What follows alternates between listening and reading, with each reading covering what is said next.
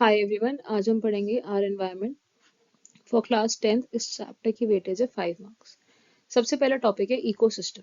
Ecosystem क्या होता है? जब बायोटिक यानी कि लिविंग एंड ए बायोटिक यानी कि नॉन लिविंग साथ में रहते हैं या को एग्जिस्ट करते हैं, उस सिस्टम को हम कहते हैं इकोसिस्टम।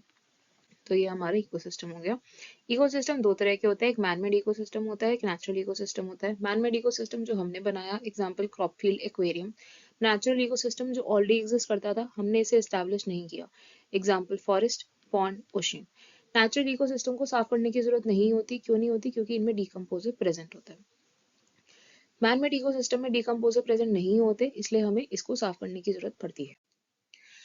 ऑर्गेनिजम्स हमारे इकोसिस्टम में तीन तरह के होते हैं। पहला होता है प्रोड्यूसर। प्रोड्यूसर को प्रोड्यूसर इसलिए कहते हैं क्योंकि वो खाना प्रोड्यूस करता है बाय यूजिंग सनलाइट।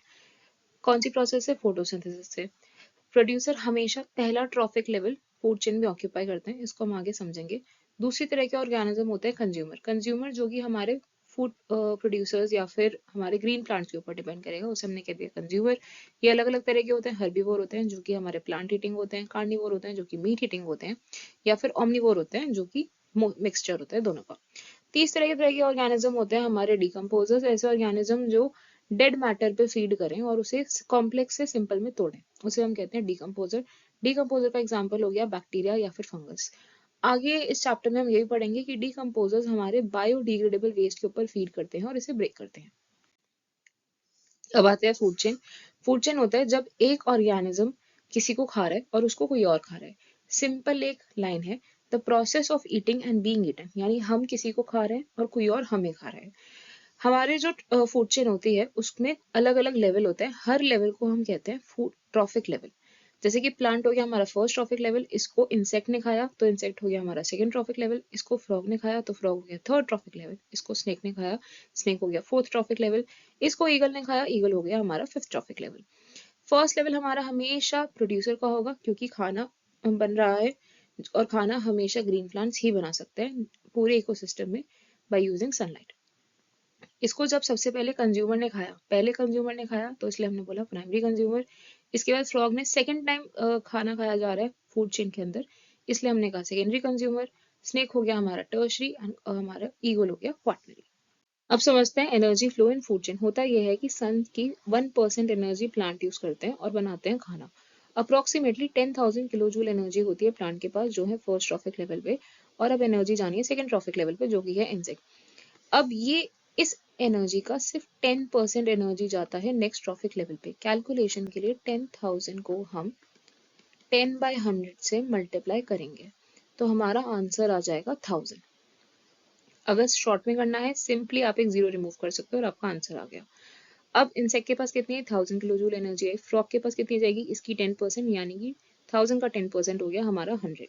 100 की 10% जाएगी स्नेक के पास, तो कैसे कैलकुलेट करेंगे? फिर से जीरो रिमूव कर दिया तो आई 10 kilo joule energy.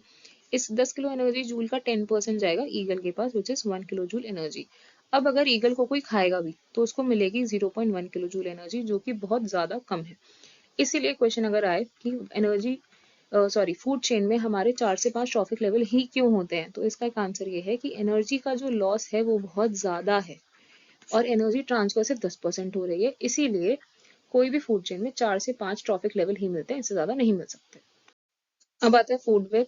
Food chain real life में एग्जिस्ट नहीं करती। रियल लाइफ में बहुत सारे फूड चेन मिक्स हो रखे होते हैं या फिर लिंक हो रखे होते हैं और वो बनाते हैं फूड चेन। इंटर होता है बीच में, लिंक होता है आपस में मिलना। तो जब सारी फूड चेन आपस में मिल जाती हैं तो वो बनाती है हमारा food web. Next topic biological magnification. Biological magnification में क्या होता है? टॉक्सिक केमिकल की कॉन्सेंट्रेशन बढ़ती रहती है in a food chain. Toxic chemical की कॉन्सेंट्रेशन क्यों बढ़ती है? सीबीएसई का प्रीवियस ईयर क्वेश्चन है। दो रीजन है। क्योंकि पहला, लिविंग ऑर्गेनिज्म के पास कोई भी ऐसी एंजाइम नहीं है जिससे वो इन केमिकल्स को डिग्रेड कर सके, इसलिए ये इकट्ठा होता रहता है, अक्यूमुलेट होता रहता है। दूसरी चीज, हमारे को अगर हमारे प्लांट्स में भी हमारे टॉक्सिक केमिकल्स हैं तो अगर हम प्लांट्स को धो भी लेंगे तब भी ये केमिकल्स नहीं निकलेंगे, इसीलिए अक्यूमुलेट होता रहेगा। अब टॉक्सिक केमिकल का एग्जांपल क्या है? एक मरकरी हो गया, लेड हो गया, या डीडीटी। डीडीटी एक केमिकल होता है जो कि हम मक्खी या मच्छरों को मारने के लिए जो हमारी दवाई होती है उसमें यूज होता है। एग्जाम्पल समझते हैं। फाइटोप्लैंक्टन। फाइटोप्लैंक्टन अगर किसी को याद नहीं रहता तो आप इसकी जगह एक्वेटिक प्लांट लिख सकते हैं, कोई इशू नहीं है। जू प्लैंकटन अगर आपको याद नहीं रहता तो आप लिख सकते हो एक्वेटिक इंसेक्ट। तो होता क्या है, छोटे छोटे इंसेक्ट्स फीड करते हैं छोटे छोटे प्लांट्स के ऊपर जो हमारे वाटर बॉडी में होते हैं। इन इंसेक्ट्स के ऊपर फीड करता है हमारा स्मॉल फिश के ऊपर फीड करता है हमारा लार्ज फिश। ये एग्जाम्पल है हमारा एक्वेटिक फूड चेन का। तो होगा क्या, प्लांट में सबसे कम कॉन्सेंट्रेशन होगी केमिकल की। अब जू प्लैंकटन में कॉन्सेंट्रेशन बढ़ेगी तो हो जाएगा इंक्रीज हो गया, फिर फर्दर स्मॉल फिश में कॉन्सेंट्रेशन और बढ़ेगी और हमारा फिर लार्ज फिश में सबसे ज्यादा मैक्सिमम होगी। क्वेश्चंस आ सकते हैं कि कौन से ट्रॉफिक लेवल में मैक्सिमम होगा, लास्ट ट्रॉफिक लेवल में मैक्सिमम होगा कॉन्सेंट्रेशन टॉक्सिक केमिकल का, किसमें कम होगा, सबसे फर्स्ट लेवल जो होगा उसमें सबसे कम होगा। नेक्स्ट आया ओजोन। ओजोन एक तरह का पॉइजन है जो हमारे अर्थ के एटमॉस्फेयर में मिलता है। कौन सी लेयर में मिलता है, स्ट्रेटोस्फेयर में मिलता है। क्या काम है इसका, इसका काम है कि ये यूवी लाइट से हमें प्रोटेक्ट करता है। दो तरह से बनता है, ये देखो होता ये है कि ओजोन कंटिन्यूसली बनती रहती है, टूटती रहती है हमारे स्ट्रेटोस्फेयर में। कैसे बनती है ये हमारे सिलेबस में है। ऑक्सीजन का जो एक मॉलिक्यूल है ये यूवी लाइट अल्ट्रावायलेट रेडिएशन की प्रेजेंस में ब्रेक होता है ऑक्सीजन के रेडिकल्स में। अब एक ऑक्सीजन का रेडिकल कंबाइन करता है इस ऑक्सीजन के साथ again in the presence of UV और बनाता है O3 यानी कि ओजोन। तो ओजोन का फॉर्मूला है हमारा O3। 1980s में ये डिस्कवर किया गया कि जो ओजोन की लेयर है वो अंटार्कटिका के ऊपर बहुत ज्यादा पतली हो गई है, हमने उसे कहा ओजोन होल। इसके दो रीजन थे, पहला नाइट्रस ऑक्साइड रिलीज हो रही थी हमारे फर्टिलाइजर्स में, दूसरा क्लोरोफ्लोरोकार्बन रिलीज हो रहा था हमारे फायर एक्सटिंग्विशर्स या फिर रेफ्रिजरेटर्स या एयर कंडीशनर से। इसमें दिक्कत क्या आ रही थी, इसमें दिक्कत ये आ रही थी कि ये क्लोरोफ्लोरोकार्बन क्या करता था, ये रिलीज करता था क्लोरीन। क्लोरीन एटमॉस्फेयर में जाके ऑक्साइड बना लेता था ऑक्सीजन के साथ मिलके और फिर हमारा ऑक्सीजन ओजोन नहीं बना पा रहा था। यूएनईपी ने 1986 में डिसाइड किया कि हम क्लोरोफ्लोरोकार्बन का यूज कम्प्लीटली बैन कर देंगे और बाय 87 ये इम्प्लीमेंट हो भी गया था। अगर ओजोन होल बढ़ता रहा तो कैटरैक्ट होना शुरू हो जाएगा, मोतियाबिंद हो जाएगी छोटे लोगों में भी, हमारी सबकी इम्यूनिटी बहुत ज्यादा लो हो जाएगी, स्किन कैंसर बहुत ज्यादा कॉमन हो जाएगा, ग्लोबल वार्मिंग और क्लाइमेट चेंज फिर से बहुत ज्यादा और बढ़ जाएगा और हमारे जो वाटर बॉडीज हैं या फिर वेजिटेटिव लाइफ है उनको भी हार्मफुल होगा। ये सब कुछ क्यों होगा, क्योंकि ओजोन लेयर बहुत ज्यादा पतली हो गई है और यूवी रेडिएशन हमारे पास अब ज्यादा पहुंचेंगे। लास्ट टॉपिक इस चैप्टर का वेस्ट। कोई भी चीज जो हमारे किसी काम की नहीं है उसे हम कहते हैं वेस्ट। दो तरह के वेस्ट होते हैं, एक होता है वेस्ट जिसे हम कहते हैं बायोडिग्रेडेबल वेस्ट। इसका एग्जांपल हो गया हमारे घर का जो किचन का वेस्ट होता है ना, जैसे सब्जियों के छिलके हो गए या फिर चाय पत्ती जो छन के बचती है, ये हमारा होता है बायोडिग्रेडेबल वेस्ट। इसे बायोडिग्रेडेबल क्यों कहते हैं, क्योंकि बायो मतलब कि लिविंग ऑर्गेनिज्म, डिग्रेड मतलब कि टूटना, ऐसा वेस्ट जो किसी लिविंग ऑर्गेनिज्म, यहाँ पे लिविंग ऑर्गेनिज्म का मतलब है डीकम्पोजर। तो ऐसा कोई वेस्ट जो डीकम्पोजर्स की हेल्प से छोटे छोटी चीजों में टूट जाए और नेचर में मिल जाए उसे हम कहते हैं बायोडिग्रेडेबल वेस्ट। इस वेस्ट के साथ प्रॉब्लम क्या आती है, इस वेस्ट के साथ प्रॉब्लम ये आती है कि जब इसके ऊपर बहुत सारे डीकम्पोजर फीड कर रहे होंगे तो गंदी स्मेल आने शुरू हो जाती है और साथ ही साथ क्या होता है, बहुत सारी मक्खियां इसके ऊपर घूमना शुरू कर देती हैं।